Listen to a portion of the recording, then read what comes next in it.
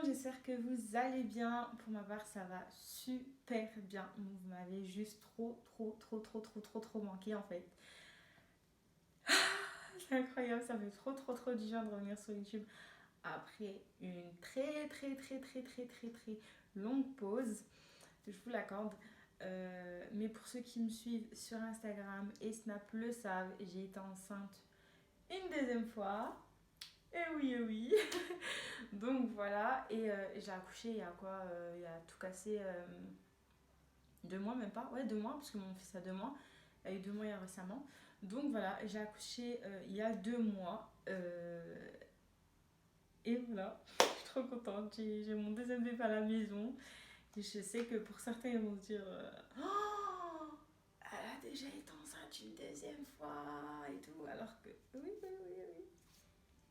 Enceinte une deuxième fois, voilà, c'est Dieu qui donne et on prend. Voilà.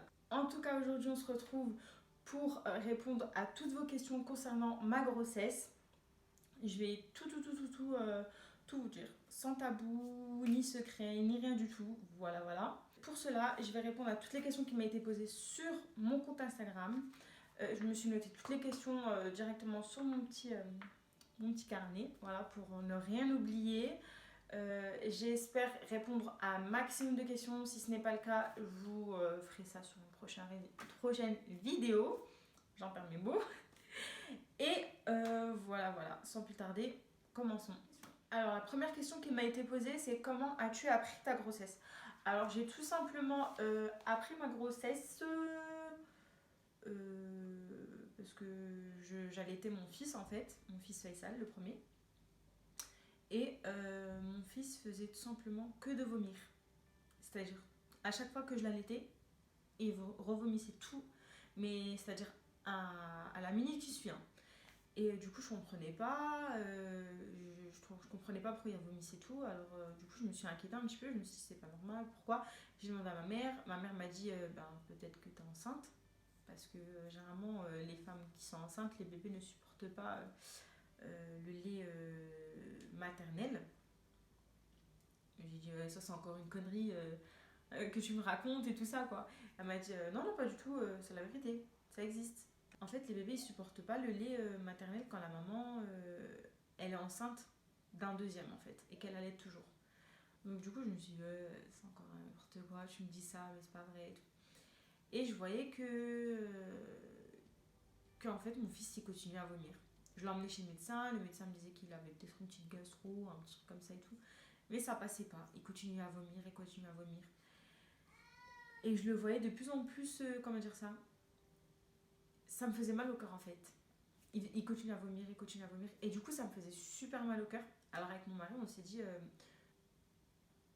on va chez le médecin, on va faire une prise de sang, tout ça, et tu verras. Donc du coup, c'est ce que j'ai fait. Je suis partie faire une prise de sang. Et il s'avère qu'à la prise de sang, positif.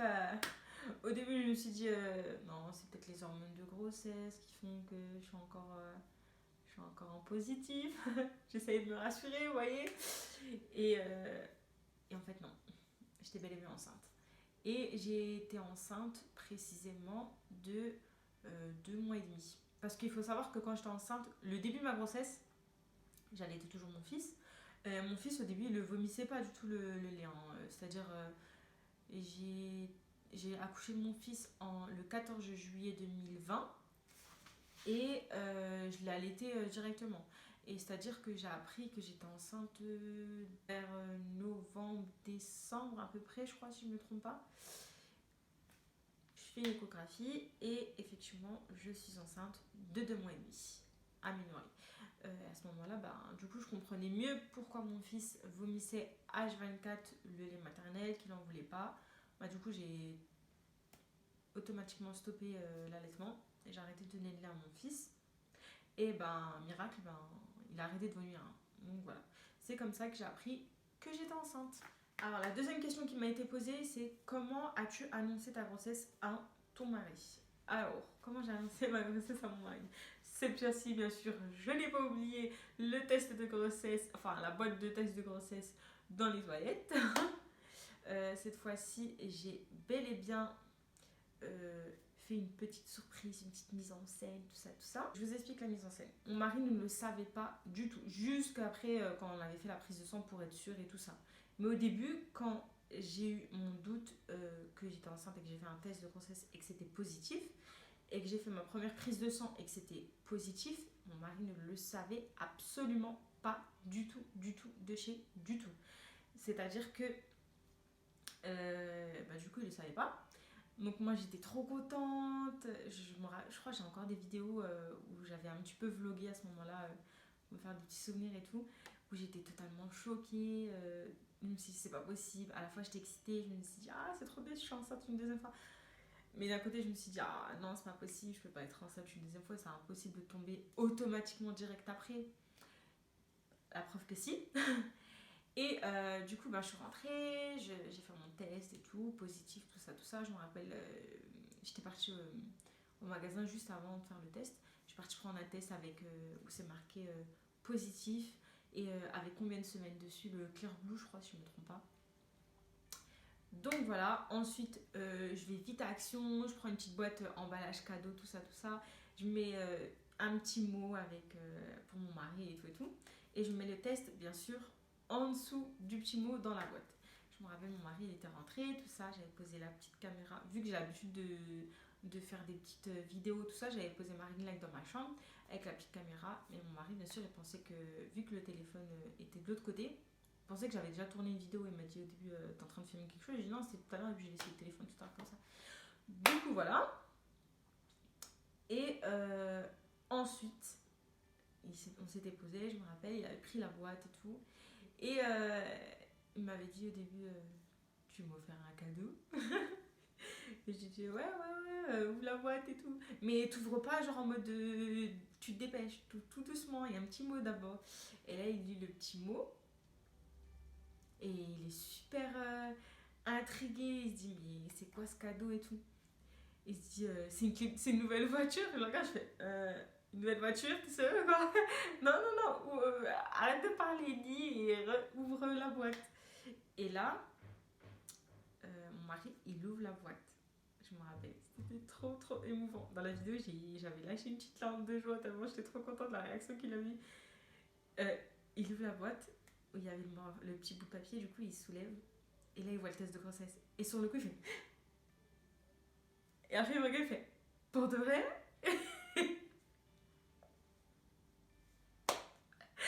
Et je me rappelle, j'avais dit, bah oui pour de vrai, je crois vraiment que je suis en train de te faire une blague. Et il m'a dit, genre là il y a un deuxième bébé. Et j'ai dit, oui, il y a un deuxième bébé. Et il était trop content. Franchement, il était trop content. Et là, la première chose qu'il m'a dit, oh, j'espère que c'est un garçon, un deuxième garçon à la maison, tout ça. Là, c'était parti le débat pour garçon, fille, patati, patata. Hein. Je vous dis pas. Hein. Voilà quoi. Alors, la question suivante qui m'a été posée, c'est grossesse désirée ou grossesse surprise. Alors, c'est à la fois une grossesse surprise, mais à la fois une grossesse désirée. Je vous explique. En fait, parce que grossesse désirée, pour la simple et bonne raison que je voulais que mes enfants soient le plus rapprochés possible. Bien sûr, on peut pas faire un bébé, il peut pas avoir 2 mois d'écart. C'est pas possible, vous voyez, parce qu'une grossesse, ça dure 9 mois. Donc voilà, le plus rapproché. C'est-à-dire, je voulais vraiment qu'il soit 1 an d'écart. Voilà ce qui s'est passé. Donc, c'était une grossesse à la fois désirée, mais surprise, parce que je pensais pas que j'allais être enceinte 1 mois après ma suite de couches, quoi. Donc, voilà. Mais sinon, oui, grossesse désirée, mais surprise dans le fait que je tombais enceinte direct d'un coup, quoi. Et sinon, voilà. La prochaine question qui m'a été posée, c'est quels ont été mes symptômes avant le test de grossesse?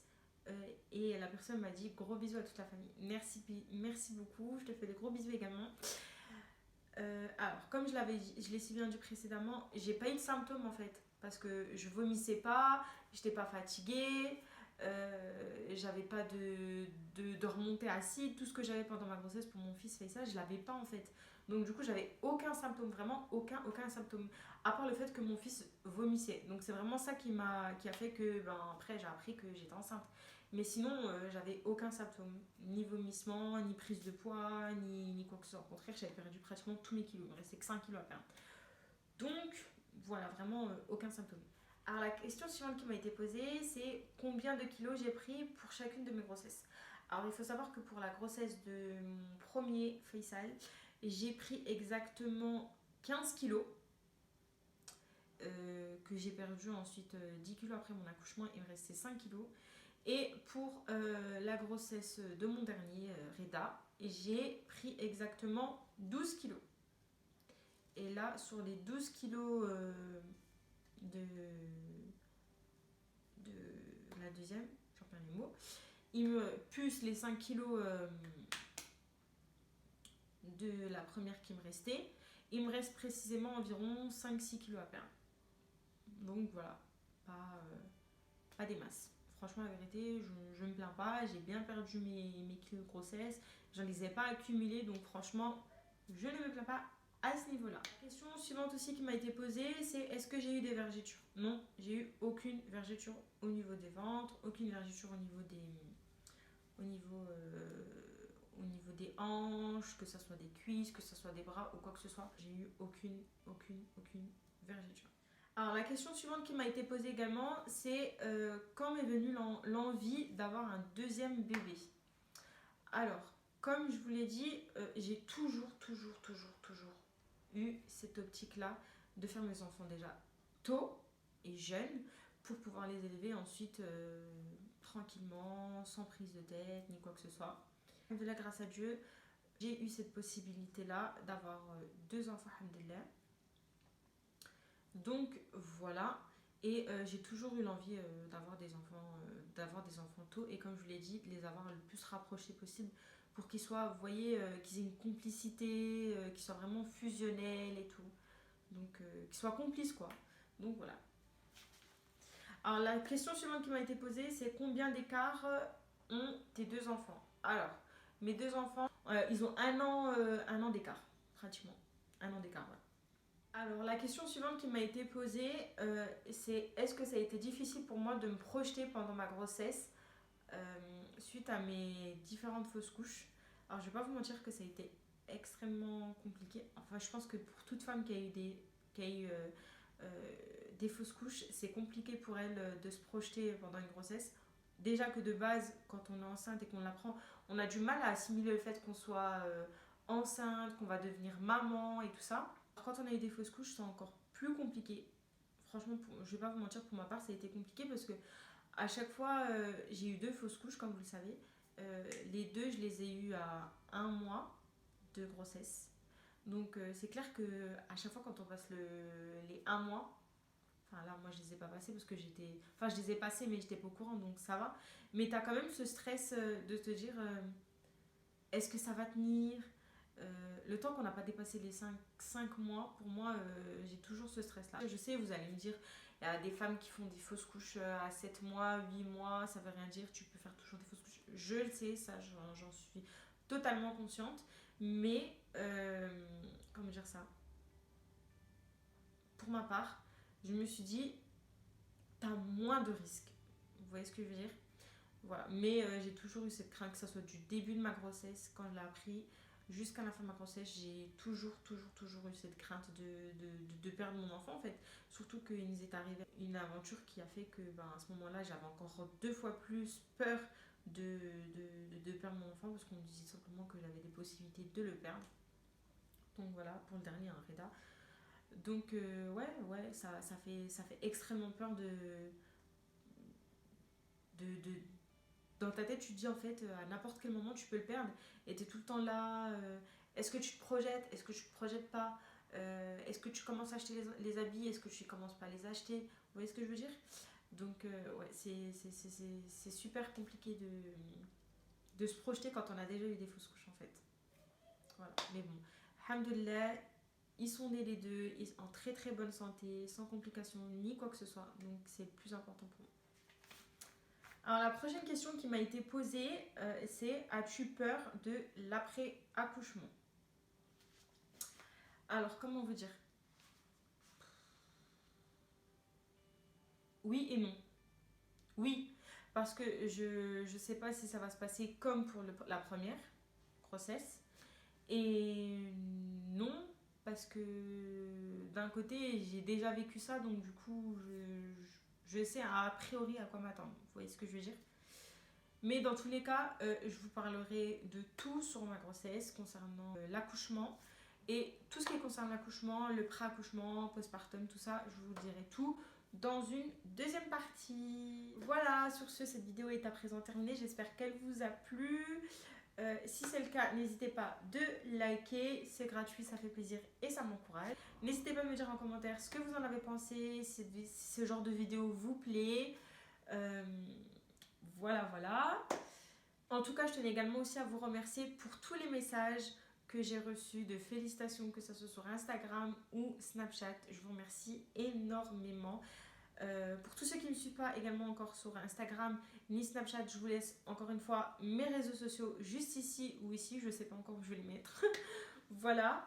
Sur ce, je vous fais de gros bisous et je vous dis à dimanche prochain pour une toute nouvelle vidéo. Bye!